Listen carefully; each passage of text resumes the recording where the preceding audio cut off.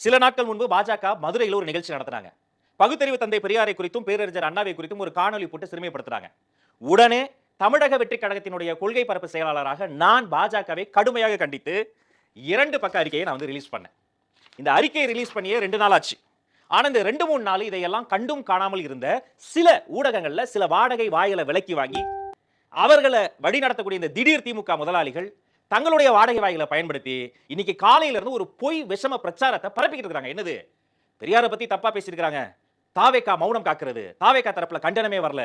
உங்க கட்சி மாதிரி, உங்க முதலாளி கட்சி மாதிரி அட்மினை வைத்து அடிப்பதல்ல தமிழக வெற்றி கழகம். நான் பேசுகிற ஒவ்வொரு வார்த்தையும், எழுதுகிற ஒவ்வொரு சொல்லும் என்னுடைய தலைவரின் அனுமதியோடு அவர் குரலாக மட்டும்தான் நான் எழுதுகிறேன், பேசுகிறேன், ஒலிக்கிறேன். இப்ப இந்த 2 நாள் இந்த கண்டன அறிக்கையை பார்க்காம எங்க உல்லாச பயணம் போயிருந்தீங்களா? ஊட்டி மலர் கண்காட்சி பார்க்க போயிருந்தீங்களா? சீர்திருத்த கேள்வியெல்லாம் கேட்பீங்களே, குளிர் எப்படி இருக்கிறது, குளிராக இருக்கிறது அப்படின்னு வெதர்மேனா மாதிரி வெதர்மேன் ரிப்போர்ட் போட்டுக்கிட்டு இருந்தீங்களா?